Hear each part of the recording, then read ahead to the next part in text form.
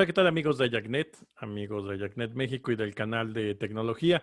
El día de hoy, pues estamos aquí de plácemes, pues platicando con Eric McKinney, quien es el Country Manager de Adyen México. Y quisiera que nos platicara un poco acerca, pues, de qué es lo que está haciendo la empresa actualmente, porque se encuentra detrás de todo lo que está relacionado con los sistemas de pago. Es decir, quizá muchos de nosotros cuando estamos comprando en diferentes tiendas electrónicas, cuando vamos al súper o cuando hacemos alguna compra en línea, no somos conscientes de todo lo que hay detrás, de todos los sistemas de pago. Y pues bueno, ellos traen una tecnología que le brinda principalmente seguridad a pues todos los usuarios y a todos los clientes que somos de comercio electrónico. Te damos la más cordial bienvenida a Eric y pues bienvenido. Platícanos, ¿qué es lo que hacen ustedes específicamente en temas de pagos? Ángel, muchísimas gracias primero por la invitación y por el tiempo en tu programa. Encantados de venir a platicar con ustedes lo que estamos haciendo en este mercado.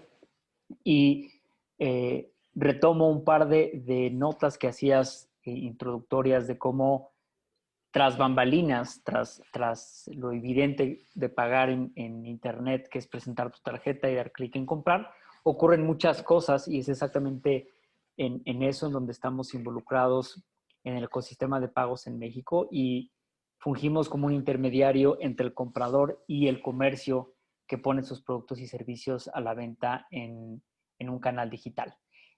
Como bien decías, Adyen es una empresa global de servicios de pago y como empresa global servimos a los clientes líderes de la nueva economía digital que ven ya a escala global sus operaciones y tienen la necesidad de operar en diferentes mercados, con diferentes monedas, con diferentes métodos de pagos, para servir clientes en las diferentes regiones y países en los que participan de una manera muy homogénea, ofreciendo la misma calidad de servicio, la misma experiencia de usuario, sin tener ninguna barrera a la hora de cobrar y acceder a los métodos de pago que sus clientes prefieren.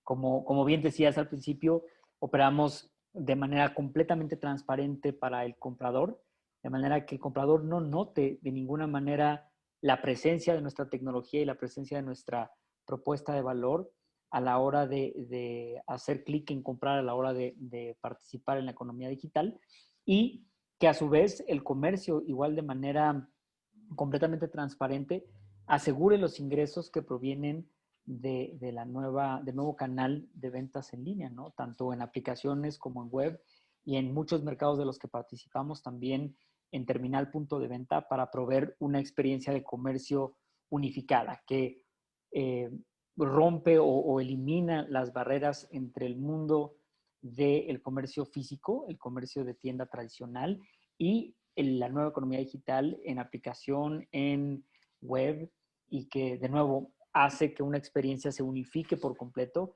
entre el canal.com y el canal tradicional. Es ahí Cuando, exactamente donde estamos participando. cuando estamos hablando de una compra, digo, en un mercado tradicional o Uh -huh. cuando va uno a una tienda de manera directa, pues a la tiendita de la esquina llego, pongo mi dinero, el tendero la tiene y me da mi cambio y pues se hizo una transacción que relativamente es sencilla. Cuando estamos Correcto. hablando de comercio electrónico y no solo son las compras en línea, sino puede ser incluso, como lo mencionaste, con la terminal de punto de venta cuando estás ingresando tu tarjeta, suceden muchas cosas. O sea, no nada más es meto la tarjeta y ya simplemente ya con eso ya quedó pagado, sino se tienen que detonar una serie de procedimientos, una serie de procesos que justamente con toda esta tecnología, entiendo, le dan tanto mayor seguridad al usuario como también a los comercios. ¿Nos podrías decir en términos generales, en un modelo de terminal punto de venta y en un modelo de comercio electrónico, qué es lo que sucede en el momento en el que yo ingreso mi tarjeta de crédito y oprimo mi firma electrónica? Uh -huh. ¿Y qué es lo que sucede también cuando le doy clic en comprar y me da un número de autorización en donde ya tengo la transacción? ¿Nos puedes resumir? Sabemos que son muchísimos puntos los que hay detrás, Claro. pero a lo mejor para que seamos conscientes o quienes están en este momento entrando a ver este video, pues bueno, sepan qué es lo que sucedió en esos segundos o en esos milésimas de segundos el momento que le dio el clic y ya tiene algún tipo de respuesta. Es muy buena tu pregunta, Ángel, y sobre todo nos permite poner en contexto a toda la audiencia, porque muchas veces pasamos de inmediato a temas de mucha profundidad, de autorización, de prevención de fraude, de seguridad, Ujú. y pasamos por alto esta explicación para dar contexto en términos muy generales, como me decías, de qué ocurre detrás de una transacción, tanto en el mundo físico como en el mundo digital. Y efectivamente hay muchos actores involucrados. Es al final de cuentas una tecnología basada en señalización, en mensajes y confirmaciones de esos mensajes que tienen que ocurrir entre los diferentes actores. Y en términos muy generales, existen 4 entidades al momento de ocurrir una transacción. El comprador con su tarjeta de crédito o débito, con su instrumento bancario. Este comprador es quien al final de cuentas inicializa la compra, ya sea online o en la terminal punto de venta. Después existe el banco emisor. El banco emisor es el dueño de el instrumento, digamos la tarjeta, y es en donde el comprador tiene sus fondos. Ujú. Es el cliente perdón, es de ahí donde el cliente tiene sus fondos. Es el banco del cliente. Es quien contiene o tiene un contrato con el tarjetaviente. Después tienes la red de pagos. La red de pagos es al final de cuentas eh, quien interconecta al ecosistema. Por otro lado tienes al banco adquiriente. El banco adquiriente se le puede decir también el banco del comercio. Es el banco quien tiene una relación contractual con el comercio, con quien quiere vender sus productos y servicios, y quien va a fungir como actor dentro de la red para asegurarse que el dinero del comprador que está en el banco emisor llegue al banco adquiriente y con eso se asegure, digamos, el intercambio de dinero para completar la transacción de venta de un producto o de un servicio. En este, Básicamente, entonces, sí, perdón. resumiendo, podemos decir, digo, a lo mejor lo voy a decir en términos muy coloquiales, pero Uh-huh, está el banco del cliente o del usuario. uh-huh. Al momento que yo ingreso la tarjeta, le pregunta el banco del comercio, oye, la tarjeta de Ángel tiene dinero para poder hacer la transacción, y él le confirma, le dice, sí, sí tiene dinero. Entonces, ok. Y ya con esa respuesta que tuvo, le dice al cliente, ¿está aprobada tu transacción? Ocurre de esa manera, pero en el sentido contrario. Es decir, obviamente el comprador con su tarjeta de crédito inicializa una compra con el comercio Ujú. y es el comercio quien inicializa la transacción a través de su banco adquiriente. Es Ah, ok. decir, la institución financiera que funge como su representante dentro del ecosistema. El banco adquiriente entonces es quien señaliza al banco emisor a través de la red de pagos Ok. para saber si la tarjeta existe, tiene fondos, y se puede autorizar la transacción. Cuando el banco emisor recibe una instrucción de autorización a través de la red de pagos por parte del banco adquiriente, el banco emisor a través de su autorizador ve que efectivamente la tarjeta existe, tiene una línea de crédito o fondos disponibles y manda un código de autorización. Este código de autorización es el que viaja en línea de regreso al banco adquiriente para confirmar que la compra, es decir, el producto o servicio puede ser entregado. ¿Por qué? Porque ya hay no solamente una reservación de fondos, sino que existe una forma de que el banco adquiriente pueda reclamar los fondos por parte del banco emisor. Es decir, el banco Ujú. emisor tiene comprometido pagarle los fondos al banco adquiriente. Lo que interconecta tecnológicamente al banco emisor y al banco adquiriente es la red de pagos. Y esa red de pagos es en donde existe el mayor grado de complejidad o sofisticación a la hora de ocurrir una transacción, porque no solamente estamos hablando del instante en el que quiero autorizar un pago, sino Ujú. el proceso que ocurre después, que es el proceso de compensación. Es decir, que la red se asegure en sus ventanas de compensación o de clearance, que todas las cuentas queden saldadas entre bancos emisores y bancos adquirientes. y que los procesos, por ejemplo, de devolución de fondos ocurran en sentido contrario. Cuando un banco adquiriente quiere devolverle los fondos a un banco emisor, de igual manera existe una compensación en el sentido contrario, perdón, y también otros temas mucho más... Y ahí es donde participan ustedes en toda esta tecnología que hay en el intercambio de información. Definitivamente, Ángel, porque esta tecnología de la red de intermediaciones entre adquirientes y emisores, que es una red de pagos, ocurren otros tipos de operaciones. Por ejemplo, también la operación de disputas o procesos de desviaciones. Por ejemplo, un emisor o un tarjetaviente que no reconoce a través de su emisor una transacción y un comercio que tiene que responder, etcétera. Hay otras implicaciones operativas. Y nuestra tecnología es un participante dentro de esta cadena de valor para asegurarnos que los comercios pueden, de la manera más óptima, de la manera más transparente y tecnológicamente más capaz, asegurarse que su comunicación con el ecosistema de pagos es la debida y que los emisores reciban la mayor cantidad de información disponible del comprador, tener control de fraudes a través de las transacciones que el comercio envía a la red de pagos, asegurarnos de que no enviemos transacciones fraudulentas o transacciones sospechosas al ecosistema, asegurarnos que en este proceso exista la mayor eficiencia en cuanto a tasas de autorización.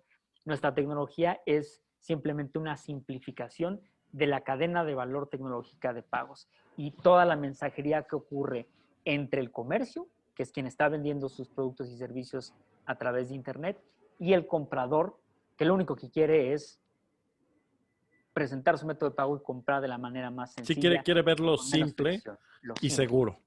totalmente simple y seguro, ¿no? Asegurarme de que puedo pagar y el comercio asegurarse de que puede cobrar. Ahora, toda esta tecnología, digo, se oye muy robusto, se oye muy complejo, pasa en fracción de segundos, o sea, pasa realmente como mensajes internos para lograr estas autorizaciones. Pero dentro de todo este ecosistema de servicios, ¿funcionan de la misma manera cuando lo haces de manera presencial a cuando lo haces a través de un sitio web donde tú estás comprando tipo Amazon, tipo Mercado Libre, etcétera, etcétera? Haces una pregunta muy interesante, Ángel, porque conceptualmente puede ocurrir de la misma forma. Estos actores y este flujo es exactamente el mismo en términos generales. Sin embargo, tecnológicamente ocurre de una manera completamente distinta. Desafortunadamente, las redes de pagos han evolucionado del mundo tradicional a la era de Internet. Así es. Todas estas arquitecturas de pagos surgen en la era pre-Internet, cuando había redes privadas, cuando tú puedes acordarte de las terminales, ni siquiera terminales punto de venta digitales, ¿no? Cuando existían Cuando lo estas planchaban, ¿no? planchas, cuando lo planchaban en una primera noción de redes de pago, pues eso ocurría completamente offline. Cuando pasamos al mundo online de terminales bancarias, existe, o más bien surgen de un contexto en el cual las redes privadas eran predominantes, nada estaba en Internet, mucho menos temas financieros estaban en Internet. Y muchos comercios y también bancos construyeron redes privadas de pagos, una red básicamente eh, diseñada para tener una mensajería muy sencilla, una mensajería muy simplificada, en la cual viaja poca información como el número de tarjeta, la fecha de expiración, el código de seguridad, el monto y quizá el número de comercio o quién está haciendo la transacción dentro de la red. Y eso funcionaba hasta cierto punto. Funcionaba, ya decía yo, en la era pre-Internet. Cuando viene Internet y cuando viene la nueva economía digital y comercios de la talla de un Uber, de un Spotify, y esta nueva necesidad, no solamente de hacer negocios en línea, sino también de cubrir la nueva preferencia de consumo del comprador, estas redes antiguas, estas redes, digamos, arcaicas tecnológicamente que sirvieron a un propósito inicial, tienen que evolucionar de manera muy rápida para servir nuevas necesidades y es ahí donde empiezan a ocurrir las limitaciones tecnológicas y sobre todo las, los temas muy relacionados con escalabilidad, con seguridad, etcétera, etcétera. Por ejemplo, la cantidad de información que puede viajar en la mensajería entre actores ya se vuelve un tema relevante, porque en comercio electrónico estamos diciendo que tú, Ángel, al momento de hacer una transacción, puedes enviar información de tu dispositivo, por ejemplo, qué dispositivo es, qué fingerprint tiene, qué sistema operativo tiene, mi correo electrónico, el número de teléfono del cual estoy haciendo la transacción, mi dirección de facturación, mi dirección de envío. Puedes mandar más de 300, 400 puntos de datos que son relevantes a la hora de hablar de seguridad, a la hora de hablar Sí, de claro. reconocimiento del cliente, etcétera, pero que simplemente no pueden viajar, no se puede adaptar esta cantidad de información a una red que no estaba diseñada para eso.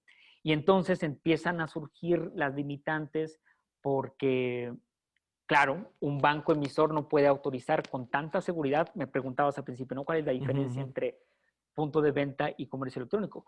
Un banco emisor, ahora con la tarjeta, una tarjeta con chip, por ejemplo, puede asegurarse que la tarjeta está presente, es decir, la tarjeta está conectada a Está la terminal físicamente ahí. físicamente ahí. Esas transacciones se llaman transacciones de tarjeta presente, justo porque tecnológicamente a través del chip y de los criptogramas que genera ese chip, el banco emisor puede asegurar que la tarjeta está ahí. Entonces, con relativamente pocos datos, puede decir, ok, autorizo esta transacción porque puedo decir que Eric, o cuando menos la tarjeta que yo le di a Eric, están en una terminal punto de venta y yo conozco quién es el dueño de esa terminal punto de venta y puedo autorizar en un contexto, digamos, más seguro. Se genera Cuando, como ya hay un contrato, hay más confianza, por así decirlo, y no necesitan tanta información. regulatoriamente siempre tiene que haber un contrato. Regulatoriamente el ecosistema de pagos está regulado y tiene ciertas reglas operativas. Por ejemplo, operar con un contrato es un hecho, pero estoy hablando más del contexto tecnológico, ¿no? Que tiene el emisor los medios de saber que la tarjeta está ahí y de que la terminal punto de venta está en control de un operador que es responsable de asegurarse de que, bueno, pues hay un cliente físicamente presente, se le está entregando la mercancía en el Sí, sí, instante sí. en el que la está comprando, etcétera. Cuando pasamos al contexto de comercio electrónico, esto se vuelve más difícil porque esto que se llama operaciones de tarjeta no presente es tal cual su nombre lo dice. Yo no puedo saber, no hay medios tecnológicos o no existían los medios tecnológicos hasta hace no mucho tiempo, de saber que Ángel está detrás de la pantalla de donde está haciendo la transacción, que tiene físicamente la tarjeta en su control, que quien dice ser Ángel es efectivamente Ángel, que la información que me está proveyendo de los productos, de su correo electrónico, etcétera, la puedo validar contra los datos del cliente que yo tengo en el emisor. Entonces, ahí se hace relevante que si la red, el medio en el que yo estoy recibiendo esa información es obsoleto o es limitado en su capacidad, ya recibir 4 o 5 puntos de datos deja en mucha desventaja a todos los participantes de la red, tanto al adquiriente como al emisor, de compartir información o datos para la mejor toma de decisiones, garantizando así una experiencia de usuario transparente o muy ágil para el comprador. Y es por eso que empiezan a ocurrir en el contexto de comercio electrónico muchos rechazos bancarios, mucho fraude, muchas compras duplicadas, y empieza a ver la deficiencia técnica de la que estoy hablando, empieza a tener un impacto no solamente operativo, sino también en la satisfacción del cliente y en la seguridad de las operaciones en Internet. Ahora, en el tema justamente de la seguridad en Internet, como tú bien lo mencionas, hemos escuchado mucho de hubo un fraude, de que me hicieron una compra no reconocida, Totalmente. ahora me aparece que un cargo que yo no lo estoy reconociendo, pero ya hablaba yo con otros especialistas en temas de finanzas o de bancos, de la banca principalmente, y pues básicamente dicen, nuestros sistemas son muy robustos, nuestros sistemas tienen mucha tecnología detrás y la posibilidad de que falle en este intercambio es muy bajita. Normalmente, pues el eslabón más débil es justamente el usuario. En este caso, pues obviamente cuando le entrega la información el usuario a un sitio de dudosa procedencia, le da información de más, los números de verificación de atrás de su tarjeta, pues está poniendo en riesgo o está prácticamente entregando información que puede ser validada para hacer estas compras. ¿Qué hacen las empresas como la de ustedes, Adyen, eh, para, para tener estos candados de seguridad adicionales y para brindarle pues la confianza a los clientes? Hoy en día también con el tema de la pandemia, pues el comercio electrónico se ha disparado y muchas personas que no tenían ni la intención ni las ganas de incursionar en el mundo de la tecnología y del Ujú. comercio electrónico, pues hoy en día se ven en la necesidad de hacer compras ya por internet. ¿Qué les Ujú. puedes decir para darles esta confianza? Tomas un tema súper interesante, Ángel, porque mucha gente concibe este tema de seguridad de la compra en línea como un riesgo para el comprador. Es decir, yo como comprador tengo un riesgo de meter mi tarjeta en una página web, de hacer una compra y que no me llegue mi producto, etcétera, etcétera. Efectivamente, eso es un riesgo que hasta cierto punto se puede controlar conforme el usuario o el comprador eh, avanzan en la curva de madurez y de adopción del canal digital, ¿no? Y saben que ya no tienen que comprar en una página que no utiliza encripción, que deben validar que efectivamente están comprando en la página del comercio con el que quieren hacer negocios, en fin. Pero otra grande parte del riesgo está en todos los comercios que quieren vender sus productos en Internet. Y esto es debido al tipo de modelo operativo o modelo regulatorio que la banca ha impuesto sobre la red de pagos en México. ¿Y a qué se refiere esto? El Banco Central y el regulador, la Comisión Nacional Bancaria y de Valores, establecen ciertas condiciones regulatorias para operar una red de pagos en México, pero delegan todo el tema regulatorio, todo el tema operacional, perdón, y de autorregulación a los dueños de esa red de pagos. ¿Qué significa eso? Que la Comisión Nacional Bancaria y de Valores no norma o no rige el modelo operativo que ocurre en la red doméstica, por ejemplo, de Prosa y de iGlobal. Es decir, deja que los participantes de esa red de pagos, es decir, los bancos, pacten un modelo operativo, pacten un contrato interbancario doméstico y establezcan ahí las guías y los lineamientos de la operación de esa red de pagos. ¿Eso qué presupone? Que al momento de hablar de esta evolución de una red diseñada para la era pre-Internet, en la cual todas las transacciones eran físicas, y esto evoluciona a Internet en el contexto de que ya no puedes asegurarte, por ejemplo, de que la persona que está detrás de una transacción es quien dice ser, la banca empieza a ser proteccionista en el sentido de decir, no, eliminemos el riesgo de contracargos, pasando todo el riesgo de contracargo al comercio. Es decir, si el comercio vende por Internet y eventualmente la compra no es reconocida por el comprador, quien tiene que pagar el liability financiero o la carga financiera de esa transacción está en el comercio. Si existe un robo de identidad o un robo de datos, por ejemplo, y se comprometen muchas tarjetas en el ecosistema y los defraudadores las empiezan a utilizar para comprar en Internet, si el comercio no utilizó un mecanismo seguro al momento de hacer la transacción, como lo es Tree Secure, o es una autenticación, es el clásico código que tienes que poner para comprar, en ese momento todo el riesgo financiero está del lado del comercio. Y eso es lo Esto que sí, no ve la gente. O eso es lo que sea, no ve la gente. lo que no vemos los usuarios, ¿no? Los usuarios, mi papá me decía, es que me da miedo comprar en Internet. Yo le decía, no, papá, aquí en México tiene que ser más miedo del comercio, vender en Internet, Claro. por lo desfavorable que es el modelo operativo, debido a que, de nuevo, la regulación establece que para transacciones de tarjeta no presente, y estoy hablando de la regulación de la red doméstica de pagos, las transacciones de este tipo, todo el riesgo está en el comercio. Es decir, si existe una transacción fraudulenta, quien va a pagar los platos rotos es el comercio. Y esto, regresando a tu pregunta, presupone una excelente oportunidad para los defraudadores, porque los defraudadores que conocen a profundidad las deficiencias de esta red y lo favorable que es la regulación en cuanto a ser proteccionista con el banco emisor, esto hace que si yo ni siquiera necesito que tú, Ángel, me pases la información de tu tarjeta de crédito para eh, clonar tu tarjeta. Tu Ah, tarjeta caray. tiene seis números iniciales. Este número se reconoce como el Bank Identification Number o el Ujú, identificador ujú. del banco. Con estos 6 números, que son 6 números estándar, y hay muchos códigos, se Ujú. puede saber quién es tu banco emisor, qué tipo de tarjeta tienes, en dónde fue emitida, en qué país fue emitida. Es, de nuevo, un identificador del banco y del banco emisor de la Ujú, tarjeta. ujú. Después existe otro componente que es el PAN, que es ya como tal el número de cuenta y los números, las 16, el resto de las 16 posiciones de tu tarjeta, que pueden ser muy fácilmente calculadas con un algoritmo.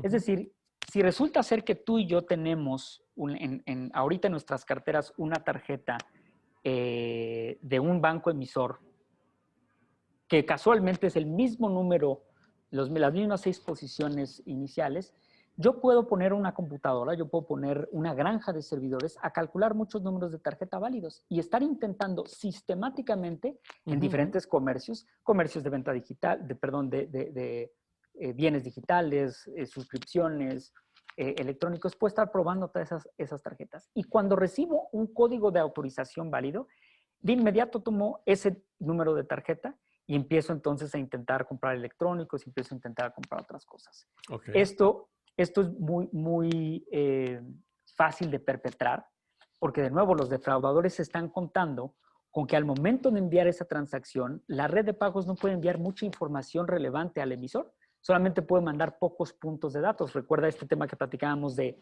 la carretera que permite enviar muy poca información entre los actores en el contexto de comercio electrónico. Y Ujú. es por eso que el defraudador dice, excelente, si ya una transacción de bajo monto fue autorizada en comercio electrónico, yo puedo enviar otra transacción para comprar, por ejemplo, una pantalla y el banco emisor tiene muy pocos elementos para reconocer si se trata de una transacción legítima o no. No están recibiendo el correo electrónico del comprador, ni la dirección de facturación, ni la dirección de envío, ni los detalles, por ejemplo, del dispositivo o la IP de donde se está haciendo esa Ujú, ujú. transacción. Y es por eso que muy probablemente el pago es autorizado y no se da cuenta el banco emisor que es una transacción ilegítima.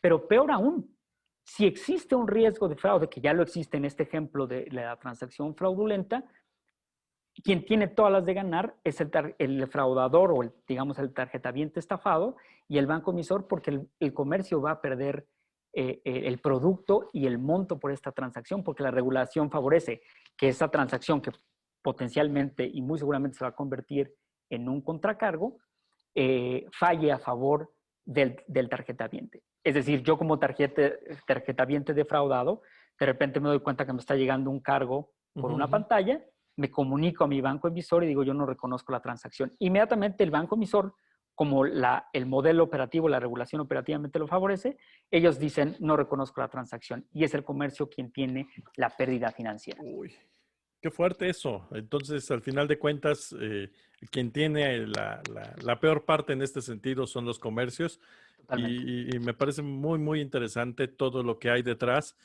Quizá yo creo que pues tendremos que agendar, si es posible, más adelante una charla más a detalle porque pues evidentemente esto es algo que no lo conocemos los consumidores de manera tradicional. Normalmente le echamos la culpa al banco, normalmente le echamos la culpa al comercio y no vemos todo lo que hay detrás en donde, como dices, puede ser incluso una persona que ni siquiera tuvo físicamente o tuvo a la vista la tarjeta, Totalmente. sino pues prácticamente un ciberdelincuente que se encuentra en algún otro lugar y que se está aprovechando justamente de estas vulnerabilidades. De Algo con lo acuerdo. que quieras pues cerrar la entrevista el día de hoy para que nos des también pues las redes sociales de Adyen y pues si no tienes inconveniente pues vamos a agendar un par de charlas más con temas muy específicos porque pues la verdad es que nos despertaste ahorita muchas más dudas también de cómo se puede llegar a estar operando y también para que nos puedas dar algunos tips más adelante de en qué se debe de fijar el cliente y en qué se deben de fijar también los comercios para tener transacciones cada día más seguras.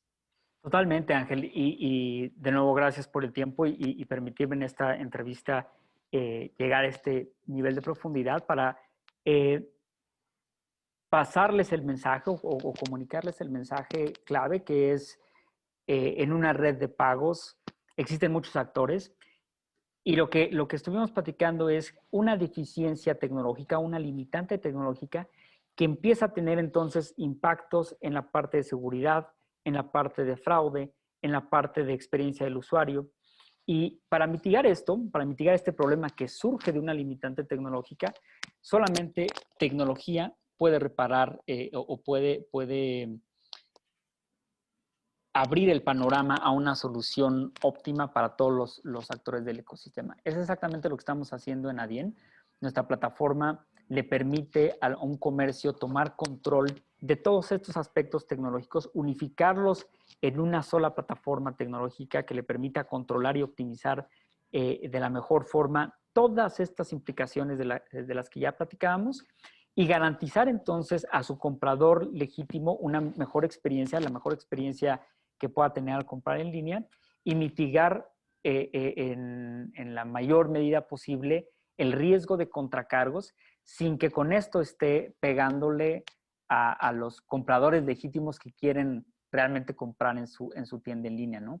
Y decías de COVID-19. COVID-19 ha traído una oportunidad impresionante para materializar todas estas propuestas de valor con nuestros clientes en México, porque antes, en 2016, hablábamos de escalabilidad, datos para la toma de decisiones, optimización, y parecían temas muy lejanos, nos decían los comercios, sí, claro, pero eso es para cuando ya tenga 200, 300,000, 500,000 transacciones al mes. Por eso dicen que el COVID es el principal acelerador tecnológico que se ha dado en los últimos tiempos. Completamente, completamente. Y este año hemos tenido la oportunidad de capitalizar y materializar toda esta propuesta de valor para nuestros clientes que ya empiezan a decir, ya me hace sentido tener esta cantidad de datos, entender en dónde están mis compradores, en dónde están mis defraudadores, cómo es que estoy manejando los contracargos, cómo estoy asegurando el ingreso que recibo de las redes de pagos, cómo funcionan las redes domésticas, cómo funciona la nueva propuesta de valor que están trayendo participantes como Visa y Mastercard al mercado.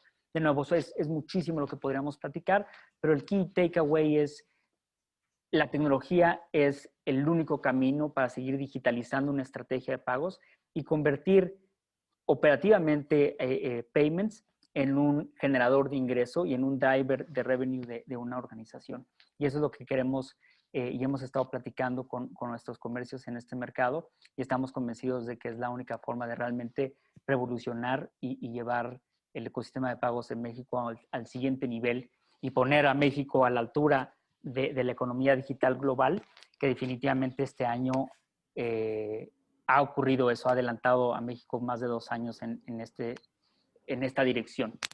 Pues te agradezco muchísimo estos minutos, Eric. Estuvimos platicando con Eric McKinney, quien es el Country Manager de Adyen.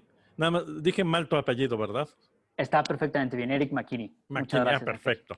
Y bueno, pues te comprometemos más adelante para que nos puedas dar todavía más detalles. La verdad es que está muy interesante todo este tema y ojalá podamos verlo y abordarlo con mayor profundidad.